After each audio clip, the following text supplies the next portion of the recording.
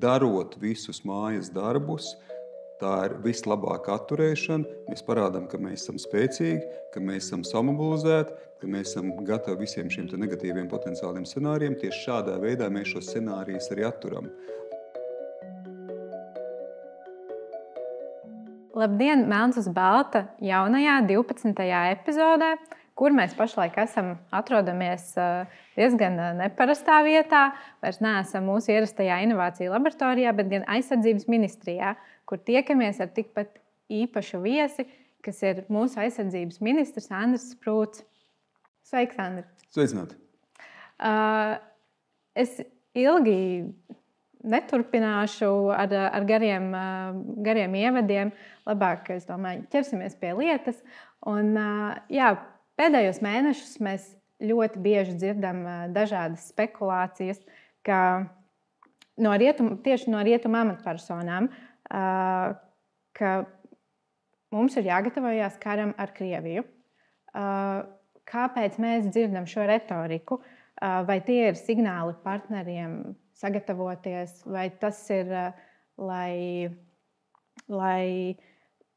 kāds atgādinājums rietumu sabiedrībai saņemties, jo, kā mēs zinām, rietumu sabiedrība ir ļoti jau diezgan nogurusi no Ukrainas-Krievijas kara, vai tas ir drīzāk pašlaik esam apgrieztās lomās, ka mēs mēģinām nedaudz iebiedēt Krievijas sabiedrību.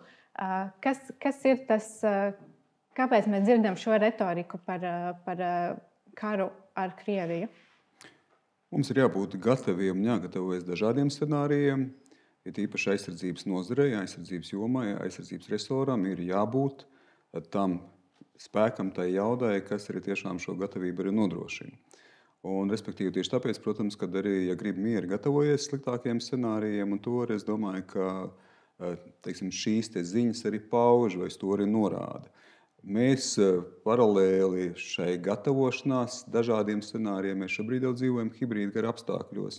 Ja tīpaši, ja mēs runājam par Latviju vai kopumā arī NATO šeit, tad, protams, ir gan hibrīda uzbrukumu nelegālās migrācijas plūsmu veidā, gan kiberuzbrukumi, gan arī, protams, mēs esam redzējuši zināms incidentus uz kritiskās infrastruktūras, teiksim tā, šķautnes, respektīvi līdz ar to tas norāda to, ka mums ir jābūt gataviem. Un šeit ir gatavība sabiedrības līmenī, bet, protams, kad arī nozarēm, aizsardzības nozarei vispirms ir jābūt ar investīciju, finansiālo investīciju, politisko gribu un, protams, arī tiešām ar šo militāro gatavošanos. Bet darot visus mājas darbus, tā ir vislabākā atturēšana. Mēs parādām, ka mēs esam spēcīgi, ka mēs esam samobilizēti, ka mēs esam gatavi visiem šiem negatīviem potenciāliem scenārijiem. Tieši šādā veidā mēs šos scenārijus arī atturam no šīs nelabvēlīgās piepildīšanās. Un arī lielā mērā atturam agresoru valsts, un to mēs varam saukt tieši vārdā Krievija, kad viņai ir jārēķinās jebkādām sekām, ja viņi pat aizdomāsies par kādu no šiem scenāriju īstenošanu. Un dažos šajās retorikās mēs dzirdam skaitli no 1 līdz 5 gadu laikā. Kāpēc ir šī laika amplitūda? Kāpēc mēs dzirdam to tik bieži? Te ir divas daļas. Viena daļa ir tā, ka no savas puses teikšu, ka mums jābūt gataviem šodien. Tas nav, ka mums ir jābūt sagatavotiem pēc gada. Gatavība jābūt šobrīd, mēs esam gatavi dažādiem scenārijiem. Un, principā, noteikti mums jārēķinās ar to, ka mums jābūt spēcīgiem, jaudīgiem, mums jāspēj atturēt un aizsargāt savu teritoriju tuvākajā un tālākajā laika posmā. Visticamāk, ka Krievija nemainīsies ne tuvākajā, ne tālākajā laika posmā, līdz ar to atturēšana, aizsardzība ir gan īstermiņa šobrīd, teiksim tā, nepieciešamība un vienlaikus arī, protams, ka mums jābūvē nepārtraukti jāstiprina savas spējas. Tas otrā daļa ir tāda, ka, protams, šobrīd ir tie daļai aprēķini par to, ka Krievija ir iestigusi arī Ukrainā, ka, protams, arī viņas resursi pat nav papīra tīģeris, tomēr resursi ir ierobežoti, un līdz ar to, protams, ka Krievijai, lai viņi būtu spēja kaut ko realizēt, ir nepieciešama arī sagatavošanās. Es atturētos šeit no kaut kāda gada lietošanas, kā es jau minēju, kopējs uzstādījums ir tāds, mēs esam gatavi šobrīd, mums ir jābūt gataviem uz šodien, bet vienlaikus mums laikams jāstiprina savas spējas gan nacionālā līmenī, gan kopā ar saviem sabiedrotajiem. Jā. Kā mēs arī mūsu darbā esam novērojuši, ka sabiedrības temperatūra šajā kara kontekstā ir diezgan paaugstinājusies, cilvēki ir noraizējušies, un arī mēdījiem tas ļoti, ļoti labi patīk šis temats, jo, kā mēs zinām, kā mēs esam visi pamanījuši, mēdī par šo raksta un arī cilvēki šo lasa. Un, kā piemēru varu teikt nesen publicēto bildu rakstu, kas paredzēja, ka 2025. gadā sāksies uzbrukums NATO, tostarp arī Baltijas valstīm. Un tas izskanēja dažas nedēļas pirms sākās militārās mācības Steadfast Defender, un, kas ir apjomīgākās NATO mācības kopš augstā kara. Un tad daudziem iespējams cilvēkiem ir radies šis jautājums, ja jau esam drošībā, kāpēc ir vajadzīgas tik milzīgas mācības pašlaik? Pirmkārt, mēs esam drošībā, jo mēs tiešām šobrīd esam Latvija un kopumā daļa no arī citas dalībvalsts, daļa no visspēcīgākās, visveiksmīgākās aizsardzības, kolektīvās aizsardzības organizācijas cilvēces vēsturē. Nekad pret uzbrukums nav bijis vērsts pret NATO, pret kolektīvās aizsardzības organizāciju, pret aliansi. Tas parāda tikai to, ka šo 705 gadus aliansi absolūti jau pierādījusi kā spēcīgu, jaudīgu organizāciju, kas spēja aizsargāt un līdz ar to atturēt. Tāpēc es tiešām šeit vēlētos arī sabiedrībai dot šo signālu un ziņu, ka mēs esam drošībā, ka mēs esam gatavi. Neskatoties uz to, kā es jau minēju, ka, protams, mums blakus kaimiņos agresoru valsts, un tāpēc mums ir jābūt gataviem un jāgatavojās, mums ir jāstiprina savu sadarbību ar sabiedrotajiem, mums jāpraktizē arī šī sadarbība un savstarpējās savietojamība, un to mēs arī tagad darām. Tā kā, respektīvi, tas parāda to, ka organizācija ir spēcīga un vienota, tiešām šīs milzīgās mācības. Tas ir spēcīgs atturēšanas signāls jebkādām aktivitātēm vai jebkādiem nodomiem, kas varētu, teiksim tā, domāt par kādu, kā es jau minēju, scenāriju īstenošanu vai pat iedomāties par to, ka kaut ko tādu varētu apsvērt. Un, respektīvi, arī, protams, ka tas stiprina arī mūsu aizsardzības spējas, pārvietojot spēkus, testējot savietojamību, nodrošinot arī Latvijas gadījumā uzņemošās valsts status, testējot, kā 5. pants var tikt iedarbināts. Tā kā jebkura organizācija, protams, ka viņi ir arī spēcīgi tad, kad viņi ir šīs lietas praktizē. NATO, es teiktu, tā nekad nav bijis tik gatava, kā tā ir šobrīd. Tā kā NATO tiešām ir veiksmīga alianse, tā parāda savu gatavošanos un gatavību, tā parāda savu spēju un jaudu, un faktiski tas tiek parādīts arī šā ļoti liela mēroga mācībām, kas notiek arī mums reģionā. Tas jau ir ļoti spēcīgs signāls. Jā, paldies. Un, ko jūs ieteiktu cilvēkiem, kuri tomēr grib sekot ziņām līdzi un kuri lasa šos rakstus par kara gatavību, kara gatavošanos un kara nākšanu tuvākajā nākotnē? Vai ir jāturpina lasīt šie raksti, ko bieži vien mēdī uztaisa klikšķu dēļ, vai kā cilvēkiem attiekties pret šiem bieži dzirdētajiem un publicētajiem rakstiem?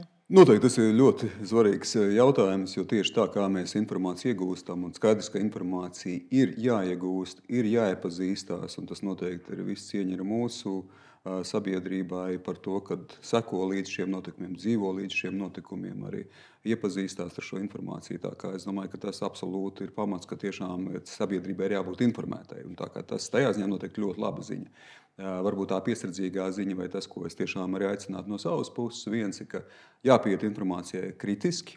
Līdz ar to, teiksim, šeit šie kritiskie filtri ļoti svarīgi, ka ne katra informācija, kas parādās, kad tā ir tā informācija, kas šobrīd ir, kā saka, uzreiz automātiski patiesība, un ka šie negatīvie, piemēram, scenāriji, ka viņiem tūlīt pat kaut kur būtu jāīstenojas.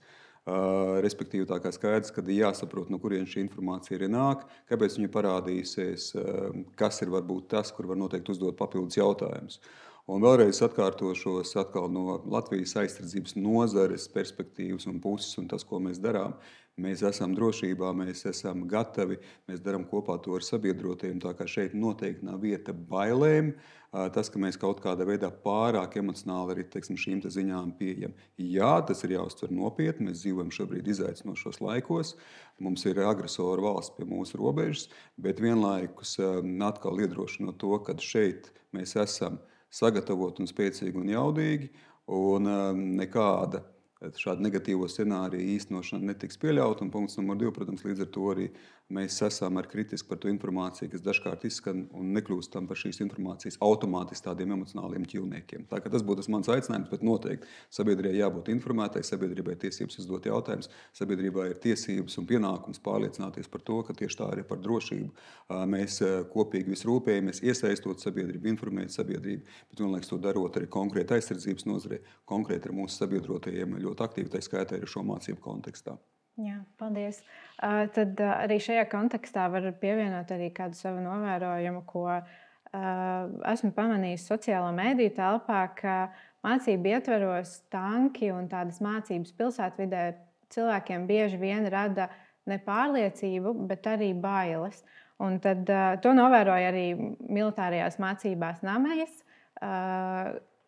kad varēja redzēt šos video materiālus internetā un komentārus lasot, ka cilvēki bieži vien nejūtās droši viņus redzot. Un tad tāpat ir arī bieži vien izmantot šie video materiāli prokrieviskajos vai nu mēdījos, kanālos, kas mēģina tieši ieviest iedzīvotājos bailes. Un tad man šķiet būtu ļoti īpaši uzsvērt, kāpēc mēs redzēsim arī turpmāk šādas, piemēram, mācības pilsētvidē? Kāpēc mums ir jāredz tieši tas arī mūsu ikdienā? Jā, skaidrs, ka kaut kādas jaunās lietas tās rada jautājumus. Atkal tas ir pilnīgi pašsaprotami un ļoti cilvēciski. Un, protams, ka es šeit negribētu uzreiz arī kaut kādā veidā koncentrēties ne pavisam uz to, ko saka prokrieviskie kāda krievu mēdīja. Manuprāt, vienkārši tiem nav jāpievērš uzmanība. Mums ir jānodod mūsu pašu strateģiskā komunikācija, informācija, sabiedrības izglītošana, kāpēc šīs lietas notiek. Un noteikti jāizskaidro un jāinformē jau priekšlaiks, ka šādi vingrinājumi arī notiks, tā skaitā arī pilsētu vidē. Un, manuprāt, arī tas jau notiek regulāri. Manuprāt, tas arī tiek ļoti veiksmīgi šobrīd un prasmīgi komunicēts.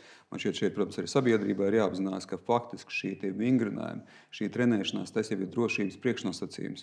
Jo vairāk mēs trenējam, jo vingrinam, tas nozīmē, ka mēs domājam, rūpējamies, mēs esam gatavi, mēs arī praktizējam, šīs jebkādas atkal gatavības, jebkādiem potenciāliem scenārijiem. Un tieši tāpēc arī mēs nodrošinām gan aizsardzību, gan arī atturēšanu. Tā kā, ja tu gribi tiešām mieru, tad esi gatavs. Un, respektīvi, tajā procesā, protams, kad jāiesaist, jāinformē sabiedrība, tas tiek darīts, tas tiks darīts, jo tieši tā sabiedrība jāuzrunā, kādu nolūku pēc tas ir, ka konkrētās aktivitātes ir paredzēts. Bet, kā es jau minēju, man arī gribētos domāt, ka šobrīd arī sabiedrība tiešām to novērtē, ka šādas mācības notiek, ka mācībās tiek iesaistīta arī pati sabiedrība. Ja mēs runājam par mācībām Namejas, tad šeit ir ļoti plašs spektrs iesaistītu. Tas nav tikai par bruņotajiem spēkiem vai par zemesardzi, tas ir arī par uzņēmumiem, tas ir par organizācijām, tas ir par pašvaldībām. Līdz ar to mēs vingrinām šīs prasmes jau spējas arī ikdienā kopā iesaistot arī dažādas sabiedrības organizācijas pārstāvis, lai tiešām, kā saka, gan būtu informācija, gan arī gatavība. Nākamais jautājums. Vēlos virzīties vairāk arī uz to, ko arī mēs darām, ne tikai Namejas, bet arī Valsts aizsardzības dienests. Un, bija 3. Valsts aizsardzības dienesta iesaukums, kas nesavāca pietiekamu skaitu brīvprātīgo. Un 23. janvārī pirmo reizi notika izloze, kurā pēc nejaušības principa izraudzīja jaunieši, kam būs jādodas dienēt. Un tad varbūt īsi var pastāstīt, kad iesaucamie saņems pavēstus un kas viņiem jādara tālāk. Jā, vispirms, protams, ka Valsts aizsardzības dienests tas ir ļoti svarīgs stūrakmens mūsu drošības stiprināšanai. Tas ir gan pildot šo patriotisko, ļoti cieņpilno pienākumu arī aizstāvēt valstu un iegūt šīs prasmes, kā arī aizstāvēt valsti. Tas ir tieši tā arī par sabiedrības iesaisti. Un vienlaikus arī tas, ka šobrīd mums tiešām bruņotie spēki ir attīstās un ļoti labi attīstīti jau daudz prasmes, arī noteikti zināšanas noderēs ir jaunietim tālāk, viņa profesionālajā, privātajā karjerā dzīvē. Tā kā es domāju, ka šeit arī daudz iegūmu, savstarpēji absolūti iegūmu priekš sabiedrības. Tā kā jā, Valsts aizsardzības dienests ir viens no stūrakmeņiem, kā mēs stiprinām savas spējas, vienlaikus arī patiesībā dodot ieguldījumu ar jaunietību. Ja mēs arī skatāmies uz skaitļiem, mēs arī plānojam virzīties pamatīgi uz priekšu arī ar mūsu bruņoto spēku skaitlisko palielinājumu. To nosaka valsts aizsardzības koncepcija, tā kā tas ir tādā plašākā kontekstā, bet vēlreiz fundamentālās lietas mēs kopīgi aizstāvam valstu un vienlaikus mēs arī gūstam prasmes un zināšanas. Patriotiskā arī kontekstā, kas man šķiet arī ļoti labi un saliedē arī jauniešus konkrētajā vidē, aizstāvot un domāt par Latvijas aizstāvību. Bet, ja runā par konkrētiem jau datiem, tad pozitīvā lieta patiesībā ir tāda, ka brīvprātīgo skaits viņš pieaug, nevis mazinās. Vienkārši pieaug arī tas skaits, ko mums ir nepieciešams iesaukt dienestā. Ja 23. gadā mums bija 300 jaunieši, tad šajā gadā mēs ejam uz 600 jauniešiem, lai 600 jaunieši būtu valsts aizsardzības dienestā. Nākamā gadā tie būs vairāk nekā 1000, un jau 2028. gadā būs 4000. Tā kā mēs pakāpeniski palielinām šo skaitlisko sastāvu. Un brīvprātīgie trešajā iesaukumā brīvprātīgie bija daudz skaitliski, bija 515 brīvprātīgie, bet ne visi no viņiem spēja iziet medicīniskās pārbaudes. Tad, lai pilnībā, kā saka, nokomplektēt, sasniegt šo mērķi 600 jauniešu šajā gadā, tad ir bijis šī atlase pēc nejaušības principa.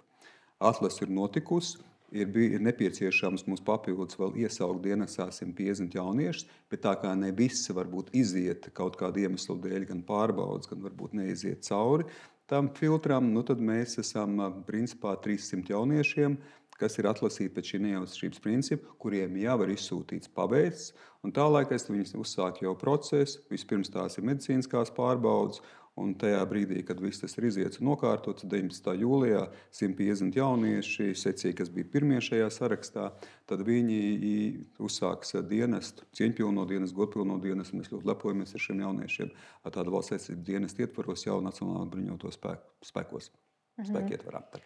Un tad sekojošs jautājums, kas notiks ar tiem jauniešiem, kuri varbūt šajā atlases periodā tiks noskaidrots, ka viņi varbūt nav lojāli Latvijai?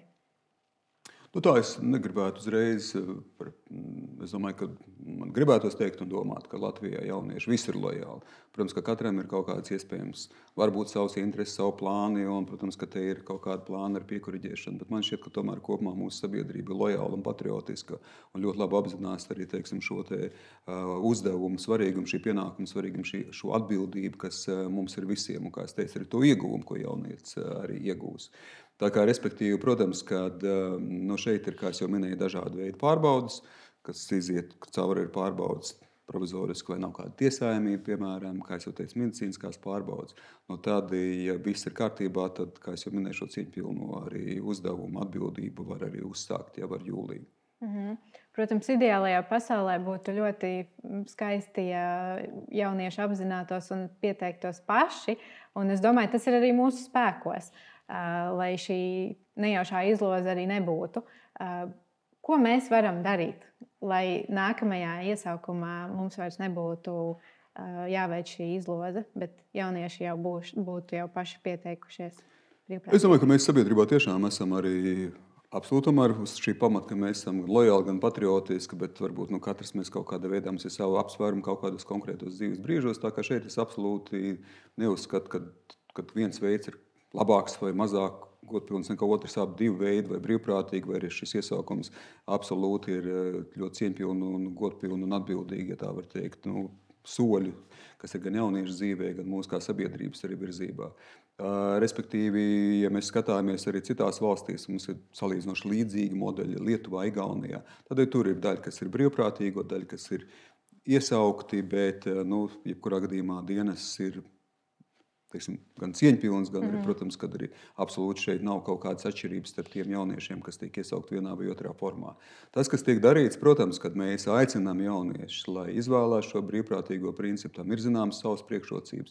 Jo ejot brīvprātīgi dienestā, var izvēlēties arī dienesta veidu, var izvēlēties, vai tas ir tiešām bruņoties spēkos tiešā veidā šie 11 mēneši, vai tas ir 5 gadi ar konkrētām dienām katra gada zemesardzē, vai tas ir faktiski arī augstskolas ietvaros apmācība, kursi, kādā veidā var iziet. Protams, ka papildus vēl jāsaka, brīvprātīgiem ir zināmas priekšrocības tajā ziņā, kad arī mazliet atalgojums ir lielāks.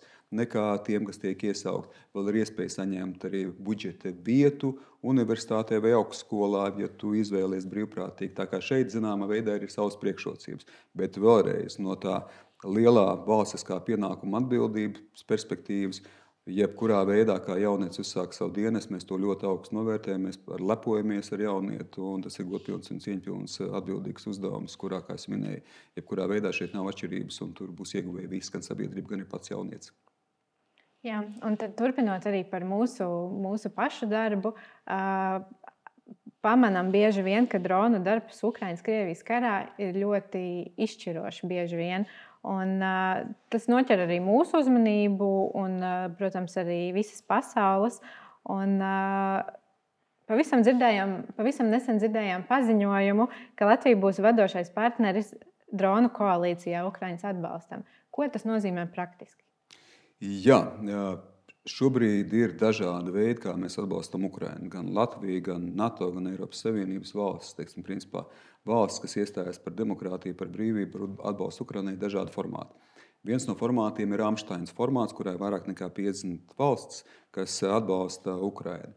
Un faktiski tas ir veids, kā mēs šo savu atbalstu varam paplašināt un padziļināt. Jo Latvija, protams, dod gan ekipējumu, gan bruņojumu, gan arī trenē, apmāca Ukraiņu karavīrus un arī citos veidos palīdz. Bet arī šis ir veids, ka mēs konkrēti attīstām vienu sektoru, vienu jomu konkrētajā koalīcijā, kas arī šo sektoru vai konkrēto šeit uzdevumu arī izpildu. Tas ir tiešām dronu piegāde Ukrainai. Es pats, kad biju arī Ukrainā, tad mēs arī ar manu kolēģu Ukrainas aizsardzības ministru Mēro kungu, mēs arī par šo runājam. Ukrainai tiešām droni ir ļoti svarīga joma, ko viņi uzskata, kas ir ļoti nepieciešams, kādā veidā viņi arī var karu uzvarēt. Jo šobrīd mēs arvien vairāk un vairāk redzam, ka dronu tehnoloģijas ir tās tehnoloģijas, kas noteikti ir viens no izšķirošajām, visnozīmīgākajām tehnoloģijām arī kara ietvaros, kara darbībā kopumā, modernajā kara darbībā. Un, līdz ar to mēs arī vienojamies par to, ka mēs esam gatavi virzīties kopīgi, vispirms apzinoties Ukrainas vajadzības, bet paralēli veidojot arī alianses koalīciju ar sabiedrotiem, kas var kontributēt. Un jau šobrīd mēs esam arī Ramsteins formātā inicējuši šo procesu. Mums jau ir bijušas neformālas sarunas ar mūsu sabiedrotajiem. Mēs arī esam piesaistījuši Lielbritāniju kā vēl vadošo valsts. Tātad, principā, būs Latvija, Lielbritānija, Ukraina. Mēs esam, kā jau minēju, apzinājuši Ukrainas puses vajadzības, vienlaikus jau iesaistot jau plašāku jau starptautisko partneru valstu jau loku. Un nākošais solis, protams, ka ir sākt darboties ar mūsu vietējām industrijām. Un, protams, ka tagad jau ir bijušas arī saruna ar mūsu pašu industriju. Mums ir arī attīstīts daudz tehnoloģijas, noteikti, ka mēs varam attīstīt vēl.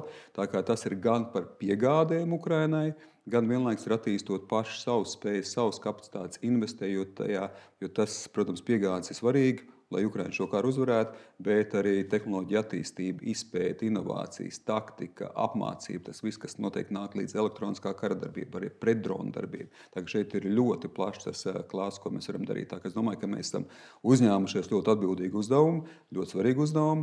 Ukraina tiešām to arī novērtē. Un kopā ar sabiedrotiem, vienlaikus kopā ar mūsu industriju, mēs esam gatavi virzīties uz priekšu, lai tiešām šī koalīcija būtu arī veiksmīga. Un tas, kā es minēju, būtu mūsu atbalsta paplašināšana un faktiski arī padziļināšana. Es dzirdēju, lasīju, ka Rusija institūts Londonā, kas ir populārais think tanks, viņi esot aprēķinājuši, ka Ukrainai vajadzīgi, līdz ar to Ukraina zaudē aptuveni 10,000 lidaparātu, dronu mēnesī. Tas ir ļoti liels skaits. Vai tas mums būs pa spēkam? Īsa atbilde ir jā, noteikti mums būs tas pa spēkam. Kopā ar sabiedrotajiem skaidrs, ka ir dažādi dronu veidi. Līdz ar to tas, protams, ka šeit ir par kādiem droniem mēs runājam, bet ja mēs runājam par saucamiem FPV droniem, kas ir lielā mērā tādi tiešās kara darbības arī taktiskie droni, tad neejot varbūt tālākās detaļās, bet respektīvi šeit, protams, kad mēs esam gatavi virzīties arī, teiksim, lai mēs arī nodrošinātu šos dronus, bet ne tikai. Tā kā šeit ir tiešām dronu spektrs, plašs spektrs, ko mēs varam arī, teiksim, nodrošināt. Un mēs esam gatavi. Es domāju, kopā atkal ar sabiedrotajiem šo skaitli arī vai šos skaitļus, un skaitļi, protams, ka dažādi, bet mēs runājam tiešām ļoti daudzskaitlīgi šī teiksim tās piegādes. Tad mēs esam noteikti sagatavot, lai virzītos. Vienlaiks, protams, arī, kā jau teicu, miedarbībā mūsu paša industrija. Šeit ir, zinām, pielāgošanās arī nepieciešama šajā visā procesā, bet es absolūti esmu pārliecināts, ka mēs atradīsim šeit arī tās savstarpējās sazobes, kad arī mūsu tehnoloģiskie uzņēmumi, kas arī attīst dronus, kad ir spējīgi arī adaptēties un arī, teiksim, nodrošināt kvalitatīvu arī produktu. Un vēlreiz, protams, tas ir viens par Latviju, bet šajā koalīcijā ir dažādas valsts, un Lielbritānija arī noteikti ir ļoti, ļoti spēcīga arī drona tehnoloģijās, un skaidrs, ka šeit pienesums būs ne tikai no mums, bet arī no citām valstīm, bet skaidrs, ka mēs arī plānojam, ka jābūt pienesumam noteikti arī no Latvijas.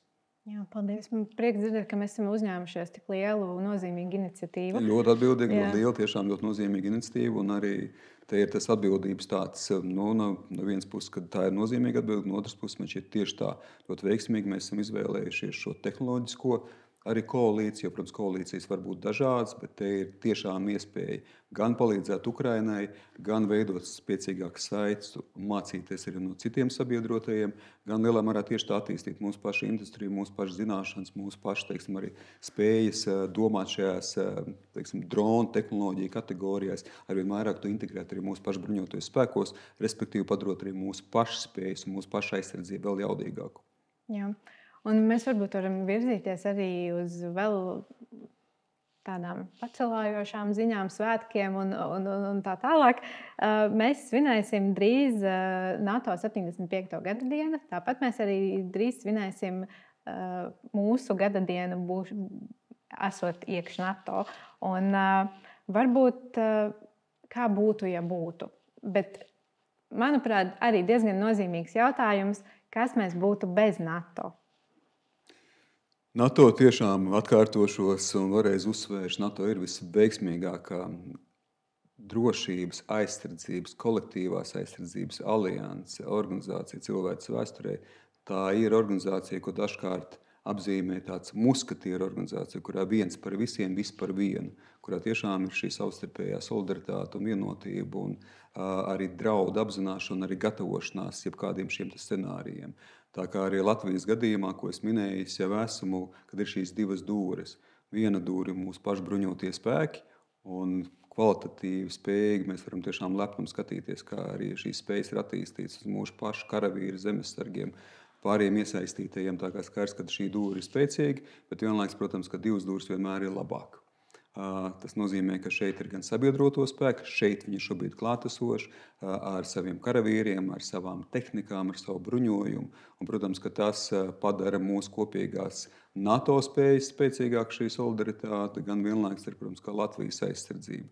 Tā kā, respektīvi, protams, ka 75 gadi mēs esam kopumā NATO kā organizācija, 20 gadi Latvija šajā organizācijā, un tiešām tas ir nozīmīgs brīdis, un mēs esam redzējuši, cik daudz mēs esam ieguvuši no tā, ka mēs esam NATO. Tā kā NATO, kas ir šīs kolektīvās aizsardzības organizācija, visveiksmīgākā organizācija, tieši runā par aizsardzību. Tā organizācija, kas šobrīd ļoti spējīga arī nodrošināt atturēšanu, jo aizsardzības spējas ir tiešām šobrīd ļoti attīstītas, un visi šie vingrinājumi tikai par to arī, mācības tikai par to arī liecina. Tā kā jā, es domāju, ka tas ir bijis ļoti svarīgs lēmums, ko mēs savā laikā pieņēmām. Mēs izmantojam ar šo iespēju, mēs izdarījām visus savus mājas darbus, mēs iegājām iekšā NATO, un, protams, ka mēs šobrīd esam arī daudz drošāk kopā ar mūsu sabiedrotajiem. Vienlaiks, protams, attīstot savus spējas, arī mūsu spējas ir jaudīgas, bet, protams, kopā ar sabiedrotajiem tās spējas ir dubulti jaudīgas. Varbūt nedaudz neraksturīgāks jautājums, jo mēs bieži vien dzirdam, ko mēs iegūstam no NATO, bet ko NATO iegūst no mums? Ko mēs mācām NATO kā mūsu aliansai, mūsu sabiedrotajiem? Es domāju, ka ļoti daudz ko iegūst no mums visādā ziņā. Kā jau minēju, mūsu dūre vai mūsu spējas ir kvalitatīvas, mūsu spēki arī attīstās nepārtraukti, un tā kā mēs dodam savu pienesumu, ja beigās, protams, arī kopēja alianses spēja vai spēks ir arī tajā ziņā, kādā veidā mēs spējam arī gatavi apvienot šīs visas spējas un spēks un jaudu un gatavību. Tā kā tas ir viens, Otrs noteikti ir tas, ka mēs noteikti ļoti labi zinām arī to, kas notiek aiz austrumu robežas. Es domāju, ka mēs ļoti daudz esam arī, kā saka, ievirzījuši, lai mēs saprastu šo apdraudējumu, un tagad seko lielākā daļa NATO valsts seko arī šiem mūsu uzstādījumiem, ka mēs esam runājuši par Krieviju kā par apdraudējumu. Nevelti arī Madrides samitā strateģiskā koncepcijā skaidri ir ielikts NATO galvenais drauds, apdraudējums tā ir Krievija. Mums ir jābūt gataviem. Mums ir skaidri jāpasaka, kas ir šis apdraudējums, un mums ir konkrēti ir jādara arī mūsu mājas darbs, kas savukārt Viļņas samitā jau, kas bija šogad, pirms gada, 23. gadā, šogad mums Vašingtonas samits, bet 23. gadā, kurā bija apstiprināti reģionāli aizsardzības plāni, kas arī to parāda. Un, protams, kad arī to, ko Latvija, arī Baltijas valsts šeit, es gribētu teikt, ir kopumā, man šķiet rādījis arī ļoti liela priekšzīmi, kādā veidā ieguldīt gan politisko gribu, gan finansiālos resursus tieši aizsardzības jomā. Mēs rādām šo savu priekšzīmi, attīstot savas spējas. Kā jau minēju, mums ir daudz šie nozīmīgie plāni vēl stiprināt savas spējas. Tas izriet arī no finansiālās gatavības un investēt līdzekļus. Un mēs arī to darām. Mums ir valsts aizsardzības finansēšanas likums, kas nosaka ļoti konkrēti, kā mēs virzāmies 3%. Mēs jau esam diezgan tuvu 3% jau šogad un arī nākamgad, bet faktiski 27. gadā būs pilnīgi skaidrs, jābūt 3%. Tā kā jā, mēs parādām ļoti daudzajādā ziņā gan priekšzīmi, gan stiprinām savas kopīgās spējas, gan es domāju, mums ir ļoti daudz, teiksim tā, specifiskāk vēl spēju, ko mēs esam devuši arī pienesumu. Vienlaiks arī rādot priekšzīmi gan šajā finanšu un spēju attīstības ziņā, mēs arī rādām priekšzīmi, kā vajag atbalstīt mūsu sabiedroto Ukrainu. Ukraina tas nav tikai Latvijas vai Baltijas jautājums, tas tiešām viss Eiroatlantiskās kopienas, transatlantiskās alianses jautājums, kad Ukraina cīnās par mūsu vērtībām, par mūsu brīvību, par Eiropas drošību un arī kopumā par tādu pasaules kārtību, kas ir normās bāzēta, kas ir svarīga priekš mazām valstīm. Tomēr jāstāsta kopumā arī NATO ietvaros. Lielākā daļa valsts tomēr ir salīdzinoši mazākas valsts. Jā, ir šīs jaudīgākās, lielākās valstis, bet kopumā jau tā kopsuma veidojās no ļoti daudzām valstīm. Ieskaitot arī no tām valstīm, kas varbūt nav tās pašas lielākās, bet tomēr spēj dot ļoti pamatīgi pienesumu. Un absolūti Latvija ir tā, kas gan iegūst, gan vienlaiks arī dod savu ieguldījumu, savu pienesumu NATO kopējai drošībai. Un varbūt noslēdzot mūsu sarunu. Mums jābūt, es teikšu tieši, mums jābūt lepniem ar to, ko Latvija dod kopumā drošībai arī alianses ietvaros, un kas ir jau izdarīts šajos 20 gados, un ko mēs darām arī tagad. Tas arī tiek novērtēts. Jā, paldies. Un noslēdzot mūsu sarunu, varbūt pavisam īsi, kādi ir jūsu mērķi kā aizsardzības ministram uz šo 2024. gadu? Noteikti primārais mērķis ir, lai mēs visi būtu drošībā, lai mēs būtu aizsargāti, lai mēs būtu pārliecināti par to, ka mēs esam aizsargāti un to, ko mēs runājam par sabiedrības iesaisti. Tā kā šeit ir šie 4 S, ja tā drīkst teikt. Viens ir, protams, ka mums jāattīst mūsu spējas, un mēs virzāmies ar to. Mums jāattīst arī mūsu tehnoloģiskās spējas, kā es jau minēju, attīstot sadarbību un atbalstu Ukrainai, arī mēs attīstām pašu savu spējas, piemēram, drona attīstībā. Mums noteikti ir aktīvi jāiesaista sabiedrība. Līdz ar to šeit ir gan valsts aizsardzības dienas, gan valsts aizsardzības mācība, kas sāksies arī 27. gadā, kā jau obligātais priekšmets arī skolās. Mums noteikti ir jādomā, kā mēs labāk vēl komunicējam un izglītojam, piemēram, par civilo aizsardzību kopā ar citām institūcijām, kas norāda arī to, ka sadarbība ar citām institūcijām, ar iekšlietu ministriju, izglītības ministriju svarīga, bet sadarbība arī uzņēmumiem, ar nevalstisko sektoru, ar pašvaldībām ir ļoti svarīga. Tātad ar šīs sadarbības faktors vai šķaut, un arī vēl noteikti mūsu sabiedrotie.